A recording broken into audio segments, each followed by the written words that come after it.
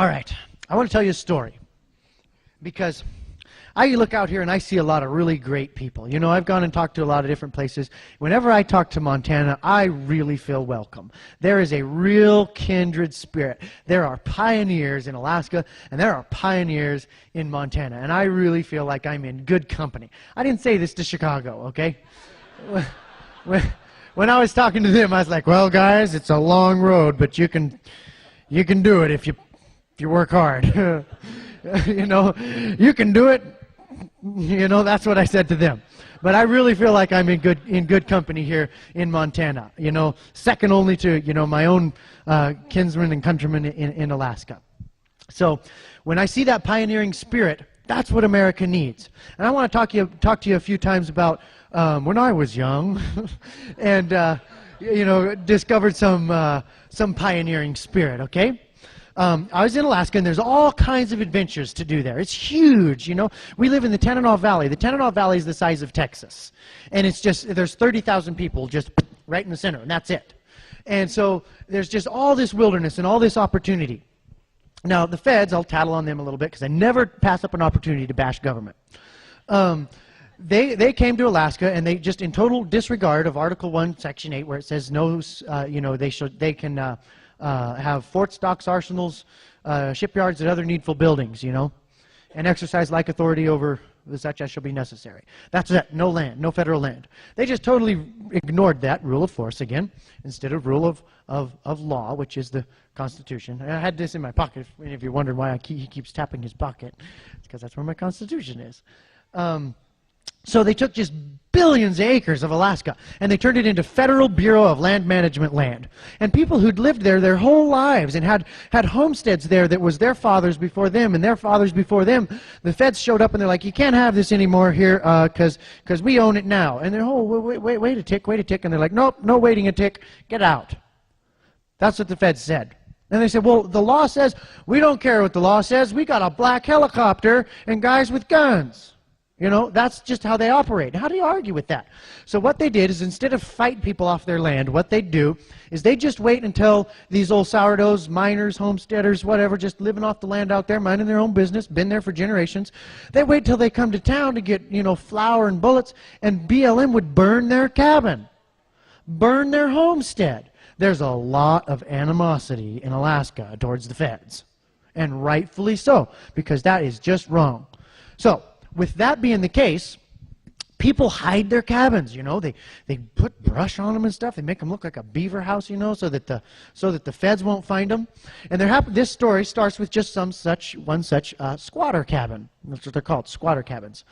Well, you know, when I got to Alaska, I was into hunting and fishing and trapping, and I wanted to go out to the Yukon Flats where there was good trapping. You know, I'd heard it was real good out there. You know, hadn't been anybody out there for a long time. I wanted to go see what that was. You know, I was 17 years old, rip-roaring for an adventure. I'd kind of already left home. You know, I left home when I was about 16 and worked commercial fishing, and, you know, went climbing mountains, you know, climbed to McKinley, and, you know, all sorts of adventures, and just everything that the frontier had to offer an ambitious young guy. And I wanted to go out there, and I wanted to be in this cabin. So I got a friend of mine to fly me out there. Secret cabin, nobody knows where it is. And he goes, well, how long do you want to stay out here? And I said, well, 2 weeks. I got 3 or 4 weeks worth of food. Come on back in 2 weeks. If the trapping's good, I might stay a little longer. So he flew me out there, and he dropped me off, and, you know, the weather was kind of coming in, and we had to come through the mountains, and lots of people die flying in Alaska. There's all these cabins out there, and, you know, people live in them and stuff, and, you know, I've heard of these, you know, crotchety old geezers that live out in this cabin all their life, you know, and never come into town and stuff. That's pretty common, but it's kind of new for me, you know. And so he dropped me off out there, and he flew away, and I remember watching that Super Cub take off and shake the skis, and the blast of the prop wash and the snowy ice crystals is, you know, 50 below. You know, it's really cold. It got dropped off there right about Christmas. And he flew off, and I watched him circle around and head back towards those mountains, you know, as the clouds were coming down, and I just watched until the sound of that airplane went away, and it was just me there left in the deafening silence, all by myself. Total isolation. It was 200 miles to the nearest road, and then there was another like 180 miles to the pipeline where there would be a pump station with people. And so I said about that, I was, getting set up in the cabin and trapping and stuff. I didn't see another person for 6 months. The guy didn't come back for 6 months. Now, I told this story last night, and I forgot to tell people why he didn't come back. So I'll just get to that right now, then get back to the story. He went back to town, and he went to Hawaii. And he told his buddy, hey, go check on this kid out in this cabin. And the guy tried to come out and check on me and got turned around by weather. Then the guy tried to come and check on me again, got turned around by weather, same thing. Then the original pilot got back from Hawaii. And the friend was like, oh, he'll go get him now. And so they both thought that the other one got me, and it took them that long to figure out, hey, did that kid ever get any good fur out there? I don't know, you hauled him in. No. And so they came out there and got me. But you know what? That pressure and that dark, it's 50 below, it's dark all the time, you just got an hour and a half of daylight. There was I saw Alaska Airlines fly over once a day at 30,000 feet. They never saw me, for 6 months. And you go through a process out there. You go through a process. And you know what I've seen? I've seen myself go through that process politically. And I think that I'm seeing people all over the country go through the process. You get out there and you're just defeated. You wanted to get out there so bad from town. Then you get out there and it just sucks. You're just stranded out there. You can't, there's no escaping. You start to go nuts. You hate your situation out there. Here you figured that the plane must have crashed and burned, and they thought both of us were in it, or he crashed, they found it, but nobody knows where the squatter cabin is because it's a secret. How are we going to get out of here, And, there was a Beaver Creek there, and I figured, I was working on making a bowl boat. And I figured, well, when breakup comes and the ice flow goes out, I'll float down Beaver Creek to Victoria Creek. I'll float down Victoria Creek to the Yukon River. I'll float down the Yukon River to the pipeline bridge, and there'll be people there. I can get in a pipeline service truck and get a ride back to Fairbanks. So this is like 600, 700 river miles because they go like this. And in a bowl, is my plan. That's my hope.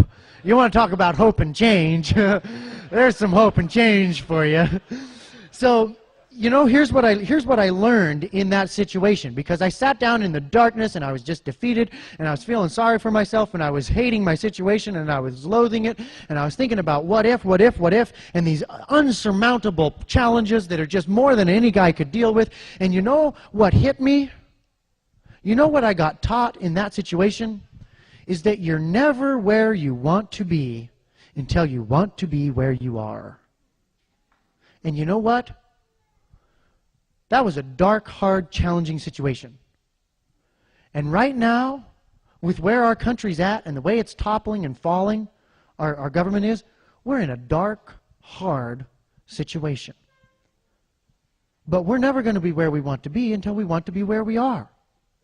And we've got to just go ahead and gulp and accept the fate and the mission that has been plopped in our lap just by us being here at this time in history.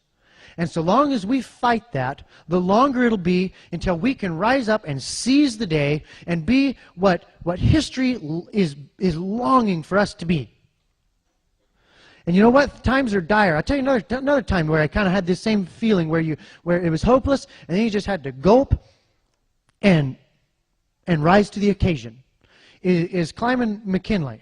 I've led 3 separate expeditions to the top of McKinley. There's a lot of people die on McKinley. There's bodies all along the trail. There's no way to get them off of there. And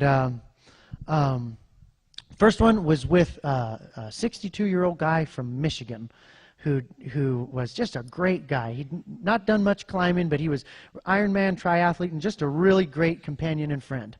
And that was great. It was a wonderful trip. Then the second time was with my dad just before I got